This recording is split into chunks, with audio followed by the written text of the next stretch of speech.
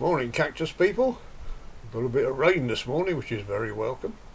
So a few days ago I mentioned that this graft has been a bit too successful. What we've got here is Ostrocylindropuntia subulata stock, and grafted onto the top of it we've got the Ostrocylindropuntia flacosa, the polar bear cactus, which is a big mound forming clumping cactus which is very slow growing. I've got a little clump which I've shown you before on the smaller punchier bed, which has been there for years, and it's hardly grown. It's got very few, well, it's got growths on it, but they're much smaller than these ones. So this one is using the vigour from the subulata, which is a very vigorous cactus, and it's producing big pads on here. Not sure we call them pads if they're round.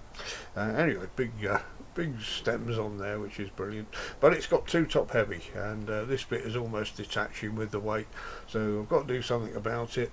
When I water it, it picks itself back up for a bit, but very quickly falls over again. So Mrs. Ziggs suggested cutting it off, chopping it about there, and re-rooting this bit. But I'm not sure if it will do that well while it's actually got a graft on top. So I'm going to plan B, and as we know, subulatas root quite readily on the side if they're touching the soil, so we're going to use that, and we're going to put them both into this, which is a little tin thing. It's got holes that I've drilled in the bottom. I'll put some crops in for drainage, and on the side it's got flowers and garden, which must be some sort of reminder. I suppose they do them with toothpaste and bathroom and spanners in garage and things like that. So what I thought I'd do is put it into there on its side, and support the flacosa with some bits of granite which I've collected. This is my granite collection, as every cactus grower should have, and that's to stop these bits rooting, but this bit will be touching the soil, the compost, and that should root, so that might solve the problem. So I can't do this one-handed obviously, so I'll cut the video there and we'll come back to this bit when I've done it. And by the magic of video, all potted up.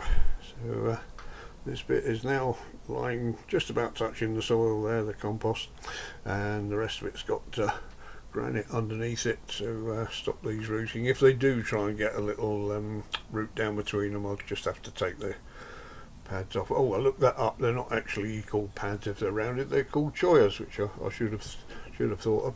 So if it's flat, it's called a pad or a cladode. If it's rounded, it's a choya, spelt cholla.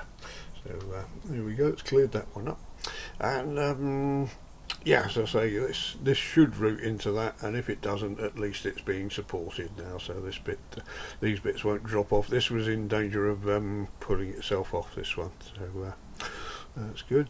When they get too big and overlap the pot, then I'll take them off as cuttings anyway. So that was the idea, and hopefully it might put a few more pads up, more choyas up from the bottom bit now as well. So that's good. So I picked a smaller one off the parent plant, so you can compare this. Now don't do this at home, ladies and gentlemen, because they have got sharp spines in between the wall, and you can see the difference in the size there from the parent plant. This is much more vigorous on the subulata stock. So yeah, that should do the trick, and we'll come back in a few months or maybe next year and have another look at it, shall we? Alright, thank you very much for joining us everyone, and see you in the next video.